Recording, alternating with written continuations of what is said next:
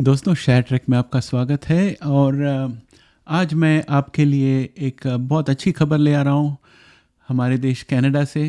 यहाँ पर एक नया न्यू प्रेस रिलीज़ आया हुआ है।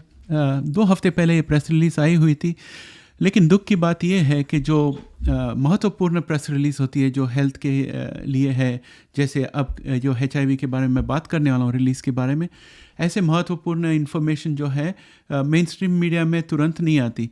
क्या आती है मेन स्ट्रीम मीडिया में? पॉलिटिक्स आती है, एंटरटेनमेंट आती है, कोई एक्टर अगर कुछ बर्थडे पार्टी सेलिब्रेट किया तो वो भी आ जाती है, लेकिन HIV के बारे में कोई बड़ी आविष्कार हो वो कहीं पता नहीं चलती, हमें ढूंढना पड़ता है। तो आज मैं आपके लिए ऐसी एक खबर लाया हूँ, एक नया डेवलपमेंट है HIV के ट्रीटमेंट के लिए, और अब की बार ये आता है कनाडा से। और ये जो खबर है ये सिर्फ कनाडा ही नहीं बल्कि स्विट्ज़रलैंड और लंदन भी इसमें शामिल है।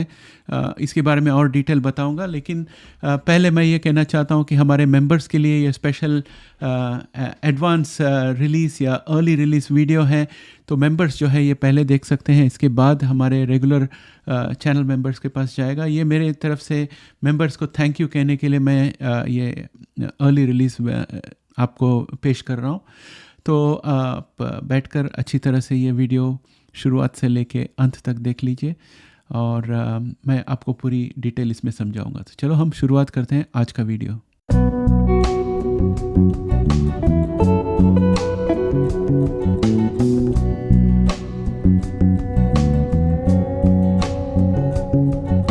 दोस्तों हमारे कनाडा में एक प्रांत है, जैसे इंडिया में स्टेट्स हैं महाराष्ट्र वगैरह, तो हम इसे प्रोविंस कहते हैं। एक प्रोविंस है जिसका नाम है मैनिटोबा।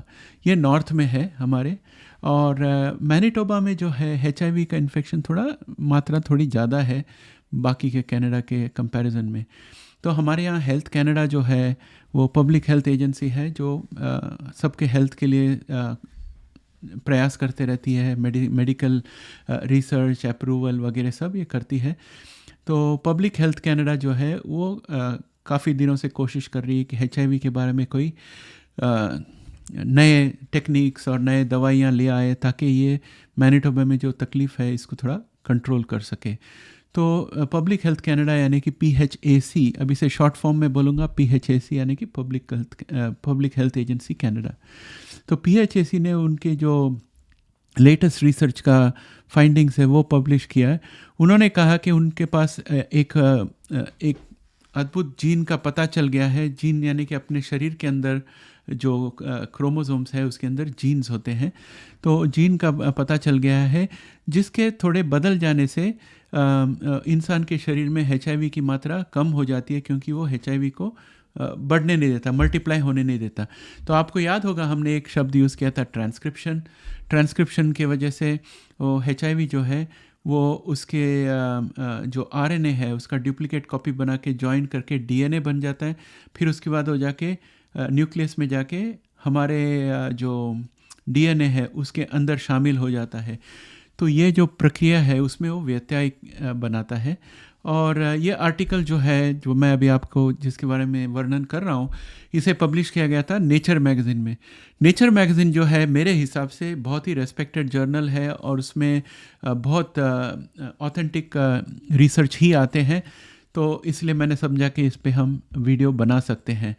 तो ये जो स्टडी इन्होंने किया है इसमें इनको एविडेंस मिला है अफ्रीकन पॉपुलेशन पे कि एक CHD1L नाम की जीन है, वो जीन की कोई वेरिएशन हो जाती है तो उस इंसान के शरीर में HIV का वायरल लोड बहुत कम रहता है, क्योंकि HIV रेप्लिकेट कर नहीं पाता।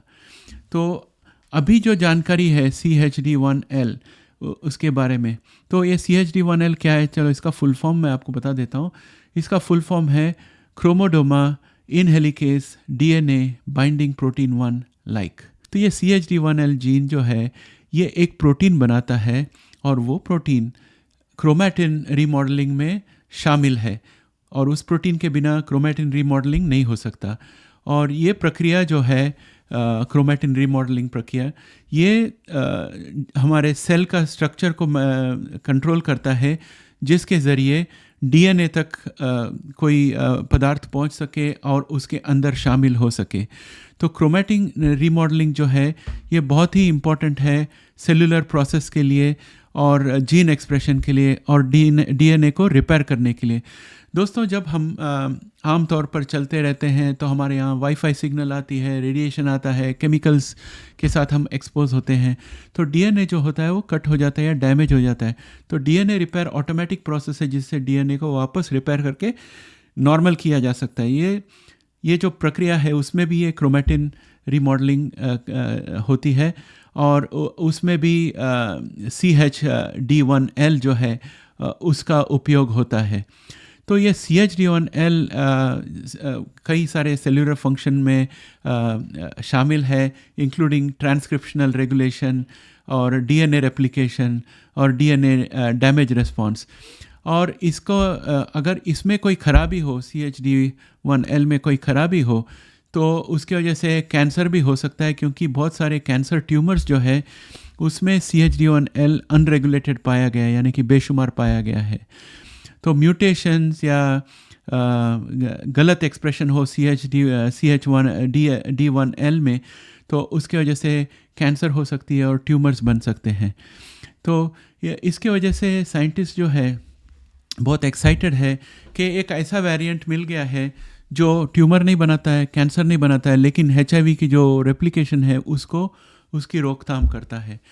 और साइंटिस्ट के अनुसार ये जो है CHD1L का वेरिएंट, ये 30 साल में पहली बार HIV रिसर्च साइंटिस्ट को कोई वेरिएंट मिला जो HIV पे असर करता है। और ये जो वेरिएंट आया हुआ है ये कोलैबोरेशन हुआ PHAC कनाडा का और EFPL स्विट्ज़रलैंड का और इंपीरियल कॉलेज लंदन के बीच। तो इन तीनों के साइंटिस्ट लोगों ने मिलकर ये डिस्कवरी की है।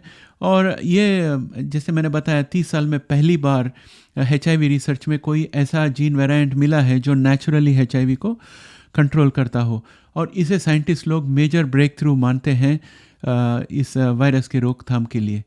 और दोस्तों, ये जो रिसर्च हुआ था ये 4000 अफ्रीकन मूल के लोगों के ऊपर रिसर्च किया गया था जिनके शरीर में HIV वायरल काउंट लो है। इनको HIV है लेकिन उनका वायरल लोड नेचुरली बहुत लो है।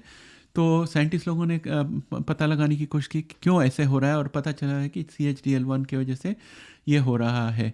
तो अभी इसके वजह से आगे क्या होगा, तो मेरे हिसाब से, ऑफ कोर्स आप लोग तो जानते हैं मैं साइंटिस्ट भी नहीं हूँ और डॉक्टर भी नहीं हूँ, लेकिन जो कि मैं जीनोमिक रिसर्च के बारे में बहुत स्टडी करता हूँ, बहुत सारे कंपनीज़ के अलग अलग थेरेपीज़ के बारे में, तो मुझे ये लगता है कि अभी नेक्स्ट स्टेप जो होगा ये साइंटिस्ट लोगों का, वो ये होगा कि हम एक एक्सपेरिमेंट बनाएं जिसमें हम साबित कर सकें कि ये वेरिएंट की वजह से जो HIV है वो बढ़ नहीं सकती, उसका वायरल काउंट लो रहता है। तो वो किस तरह से किया जा सकता है, उसके लिए एक ट्रायल होना चाहिए। और वो ट्रायल जो है पहले शायद ये एनिमल्स में करेंगे, और एनिमल्स में सक्सेस हो गया तो फिर FDA इनको परमिशन देगा फेज़ 1 क्लिनिकल ट्रायल करने के लिए, जिसमें सेफ्टी देखा जाएगा। तो ये ट्रायल मेरे हिसाब से कैसे होगा, या तो ये लोग स्टेम सेल लेकर उसमें वेरिएशन करेंगे ये जीन के लिए और उसे वापस शरीर में डाल देंगे, ताकि इसमें से जो सेल्स बने वो कुछ इस तरह के बने जिसमें वो CHDL1 वेरिएंट शामिल हो।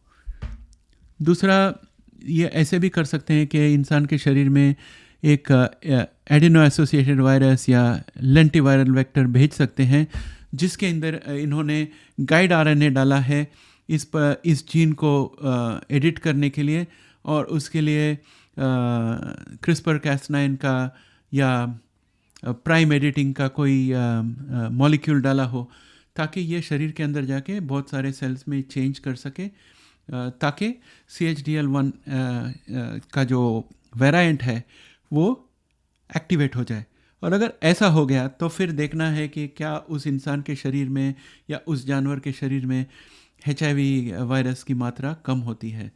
तो ये मुझे लगता है कि नेक्स्ट स्टेप है। तो दोस्तों, मैं इन साइंटिस्ट के बारे में इनके ऊपर ध्यान रखूँगा, और जब वो नेक्स्ट स्टेप के बारे में बात करेंगे तो मैं आपको एक वीडियो बनाऊंगा उसके बारे में और आपके पास तक वो इन्फॉर्मेशन ले आऊँगा। सो ये रही नई ब्रेकिंग न्यूज़ HIV रिसर्च के बारे में। तो दोस्तों इसके बाद मैं आपके पास और भी वीडियोस ले आने वाला हूँ। मैं सोच रहा हूँ कि अभी हमें हफ्ते में एक वीडियो के बजाय, जो कि ये पूरा HIV का चैनल है, हफ्ते में एक से ज़्यादा वीडियो ले आने की कोशिश करूँगा। तो दोस्तों इसके अलावा एक और वीडियो आएगा आने वाले हफ्ते में। तो 2 या 3 वीडियोस में लाने की कोशिश करूँगा, क्योंकि बहुत सारे इन्फॉर्मेशन है HIV फील्ड में जो आप तक पहुँचानी है। तो इसके साथ वीडियो यहीं समाप्त करता हूँ। और दोस्तों आपसे मैं ये रिक्वेस्ट करता हूँ कि आप हो सके तो बहुत सारे HIV पेशेंट्स जो होंगे जिनको ऐसे इन्फॉर्मेशन की ज़रूरत है, उनको हमारे चैनल में सब्सक्राइब करने को कहिए, हमारा वीडियोस देखने को कहिए। क्योंकि अगर हमारी संख्या बढ़ जाए यहाँ पर वीडियो में, इस चैनल में, तो हम ये बड़े जो फार्मास्यूटिकल कंपनीज़ है इनका ध्यान यहाँ पर आकर्षित कर सकते हैं, वो हमारे साथ आके बात करेंगे। दोस्तों समस्या ये है कि मैं अरबिंदो फार्मा और सिप्ला के साथ काफ़ी दिनों से संपर्क करे हूँ। वीव के पास भी मैंने ईमेल लिखा था कि आप बताइए कि इंडिया और अफ्रीका में कैबेनुआ कब आने वाला है, और उन्होंने हमारे ईमेल तक का जवाब नहीं दिया है। तो इसका मतलब ये है कि जब तक हम बड़ी संख्या ना हो जाए इस चैनल में, तब तक उनको हमारे साथ बात करने का कोई दिलचस्पी नहीं रहेगी। एक बार उन्हें पता चल जाए कि सब HIV के लोग यहाँ पर जमा हुए हैं, तो अगर हम उनको अप्रोच करें तो वो ज़रूर बात करेंगे, ऐसी मैं उम्मीद रखता हूँ। तो दोस्तों इसके साथ वीडियो यहीं समाप्त करता हूँ। हो सके तो मेंबर बन जाइए हमारे चैनल का और चैनल को सहायता कीजिए। जय हिंद।